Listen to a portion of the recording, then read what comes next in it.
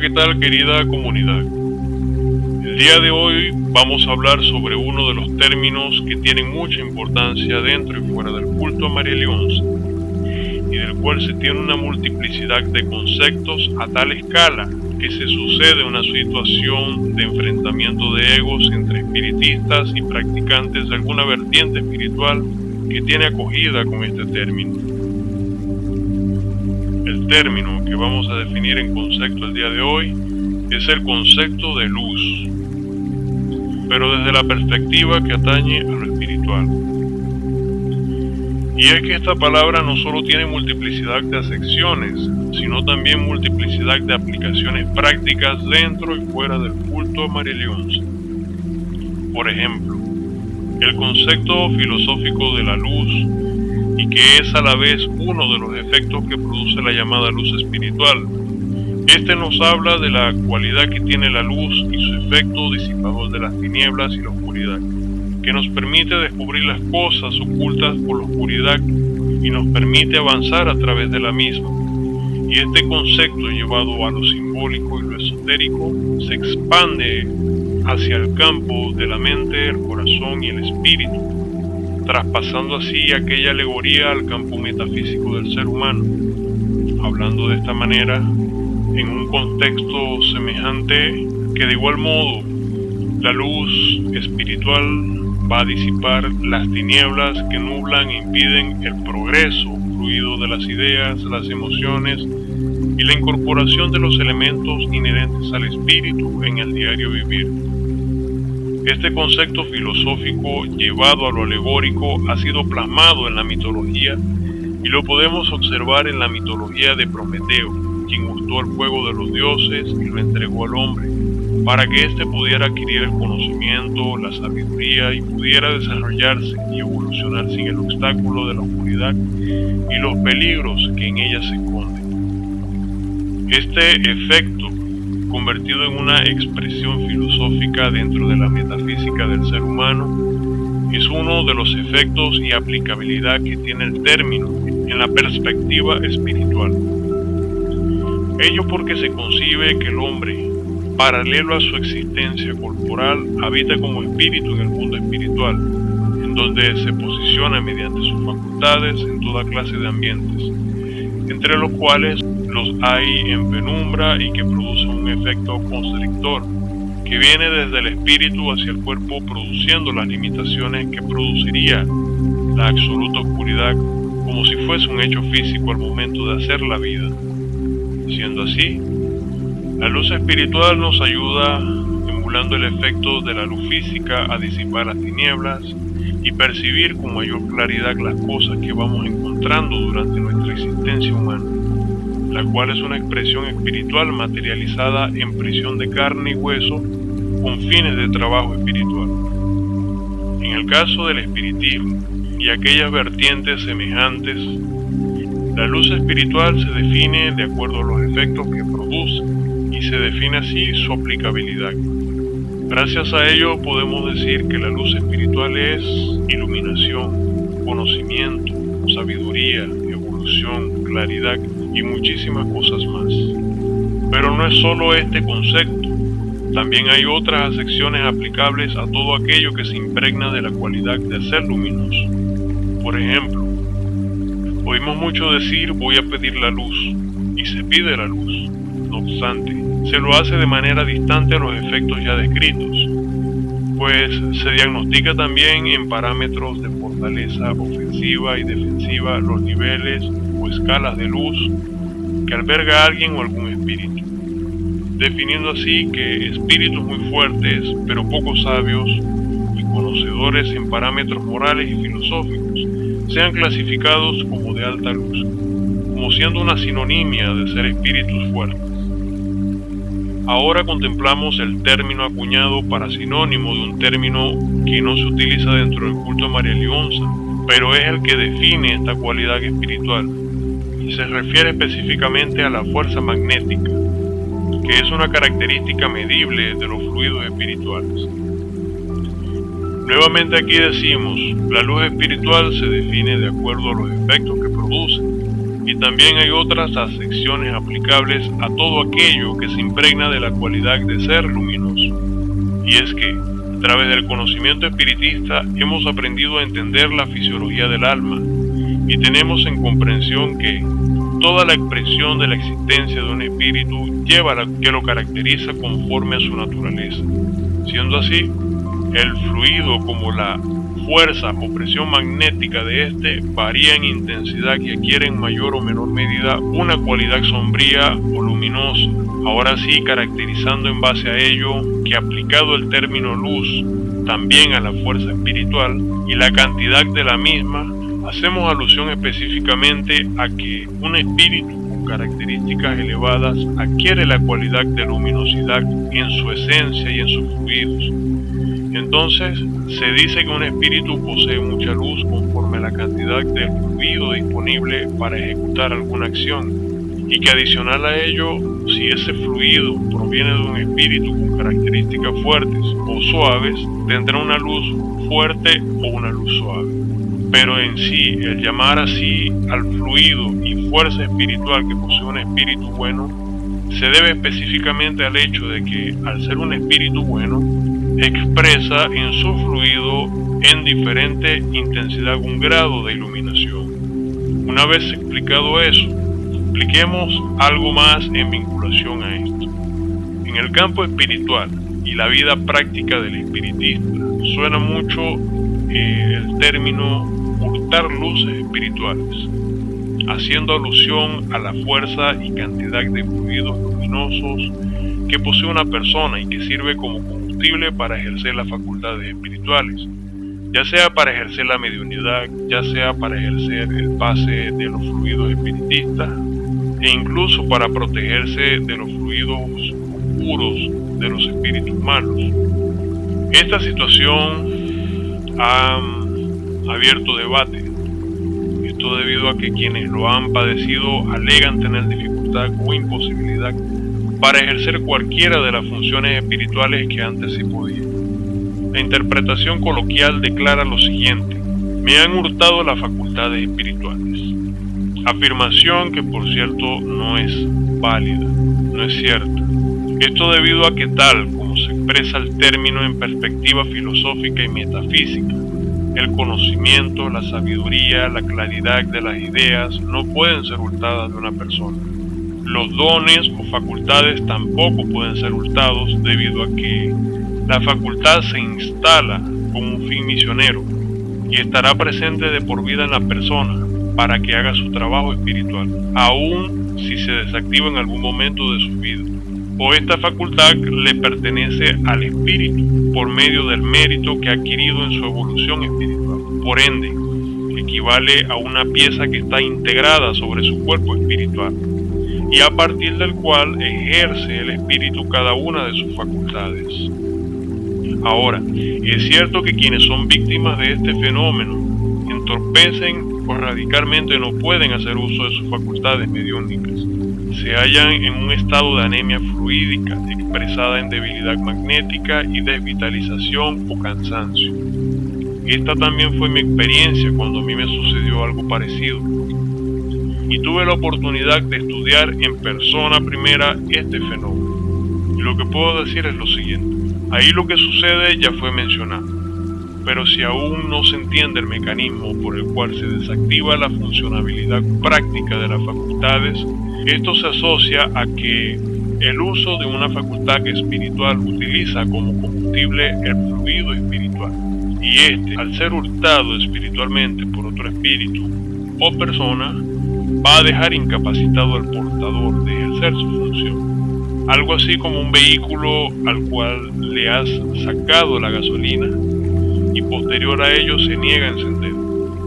La metáfora del vehículo sin gasolina que no enciende es exactamente el mecanismo que sucede con todas estas personas que son víctimas de esta situación. Y muy a pesar de esto, del acto o el hecho de ser víctima del hurto de las luces espirituales o los fluidos espirituales, con sus consecuencias, el conocimiento, la sabiduría, la experiencia, el aprendizaje en general la pulcritud de conciencia y cada elemento que no es energético, pero igualmente es inherente al espíritu y que cualifican los efectos de la luz espiritual, todos y cada uno de ellos se conservan en el individuo.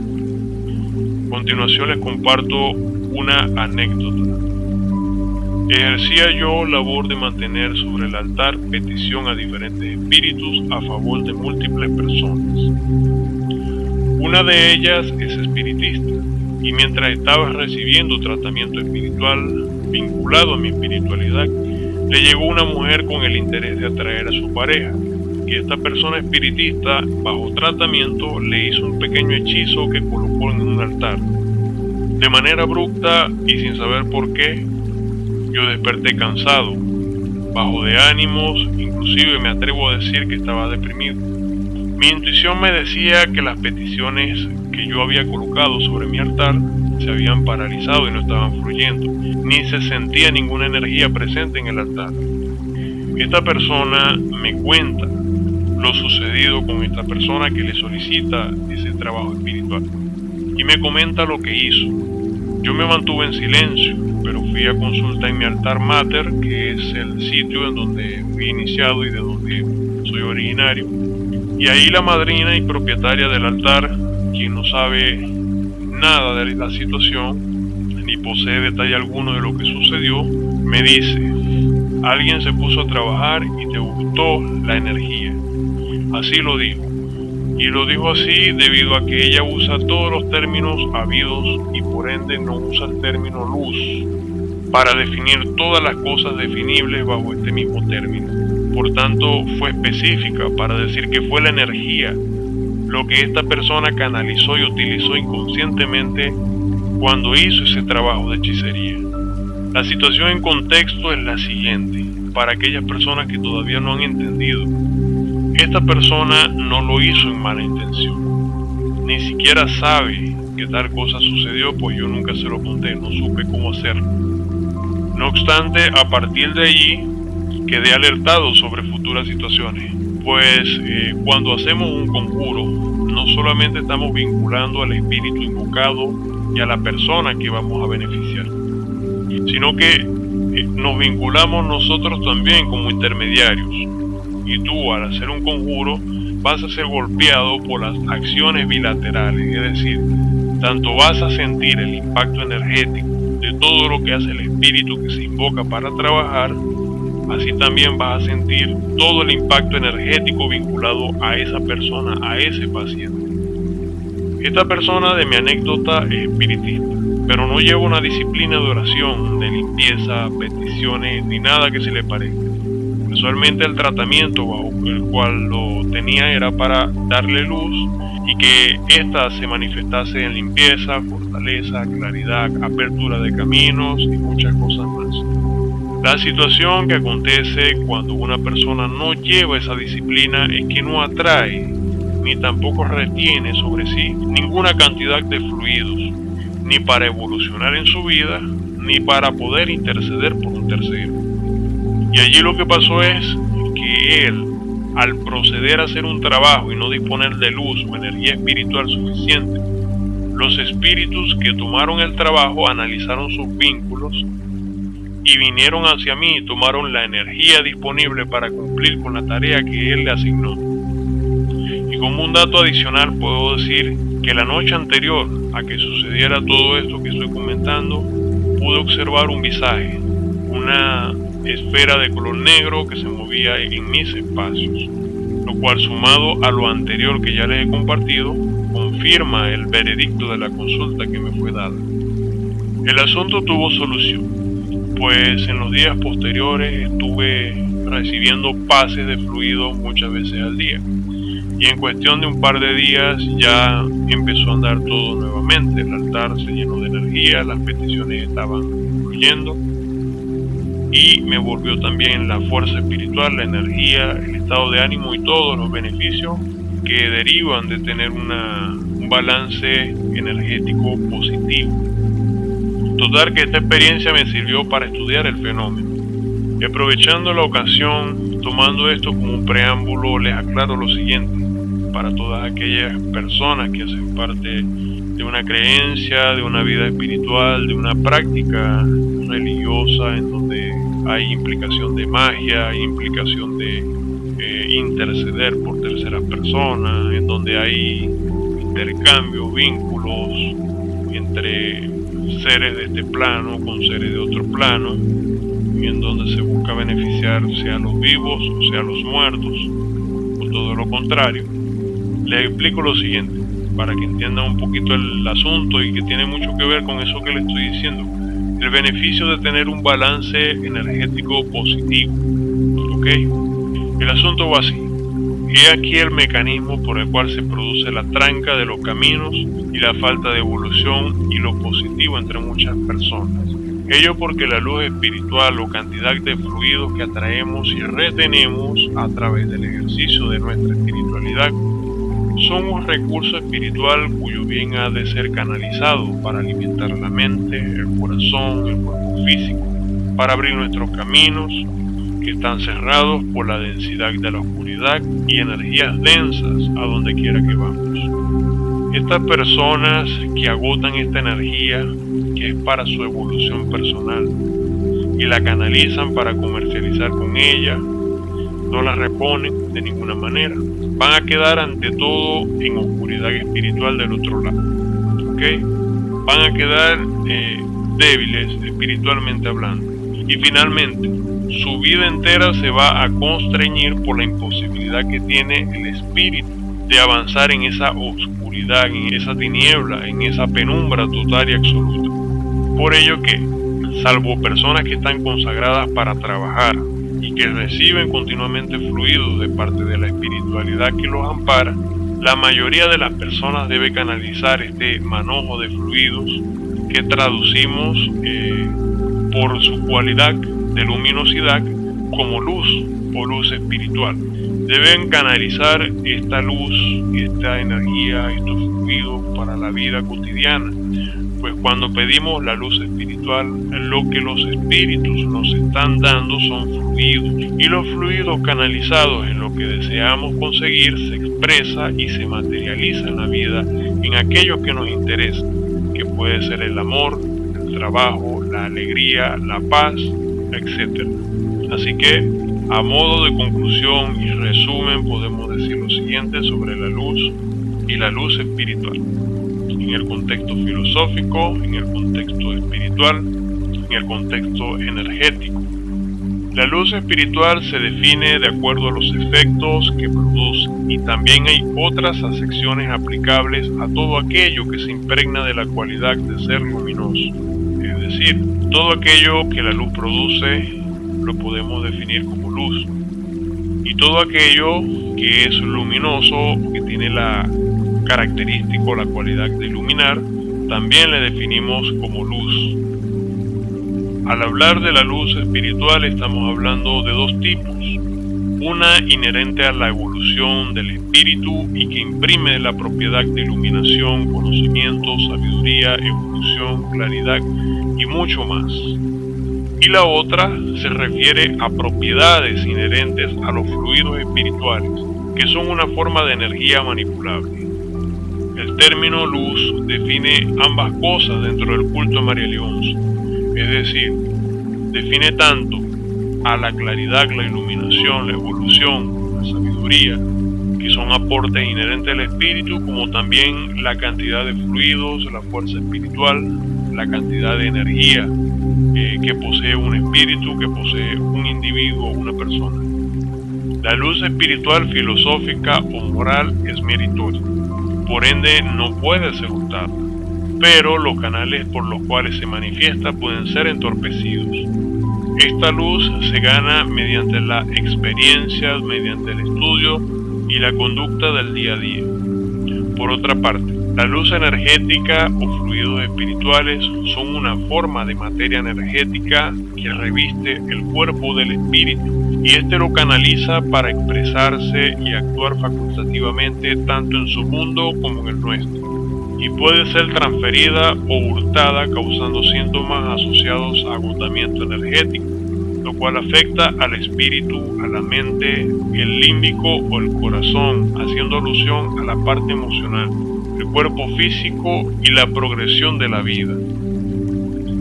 Cuando estamos pidiendo la luz a los espíritus, lo que recibimos es la transferencia de fluidos luminosos a través del método del pase de fluidos o pase espiritual. Los beneficios de dichos fluidos se manifiestan al ser absorbidos y canalizados consciente o inconscientemente en nuestras vidas. Cuando transferimos o canalizamos los fluidos hacia asuntos de la vida ajena, agotamos los fluidos utilizables para nuestras vidas y sufrimos la llamada maldición del brujo, descrita como el decaimiento de la vida personal, por causa de estar atendiendo energéticamente asuntos de la vida ajena. Los misioneros son una excepción, ya que estos reciben continuamente una dosis de fluidos de parte de los espíritus que los amparan. Y finalmente atraemos y retenemos los fluidos a través del ejercicio de la vida espiritual, de tal manera que así como comemos para obtener la energía y nutrientes esenciales, así la oración, las limpiezas y otras herramientas espirituales rehacen nuestros fluidos y nos permiten mantenernos sanos, vigorosos y capaces de funcionar. La combinación de ambas produce la evolución de ambos. Y llegado a este punto, muchas gracias por mantenerse aquí y escuchar pacientemente mis explicaciones. Si tiene alguna pregunta a hacer, sea de este tema o algún otro, utilice los canales ofrecidos para comunicarse con nosotros y hacérnoslo saber. Nos ocuparemos de explicar todo hecho espiritual que nos sea posible. Si no se han suscrito a nuestro canal, pueden hacerlo. Apóyennos dejándonos un me gusta y un comentario para que el algoritmo de YouTube nos posicione mejor, y también pueden seguirnos y apoyarnos a través de Facebook, Instagram, a través de Telegram, y no olviden citarnos para que sepan quiénes somos y que la gente sepa de nuestras intenciones y el objetivo de este canal. Sin más nada para agregar, el mundo espiritismo se despide de ustedes deseándoles un feliz día e invitándolos a seguir con nosotros. Hasta luego.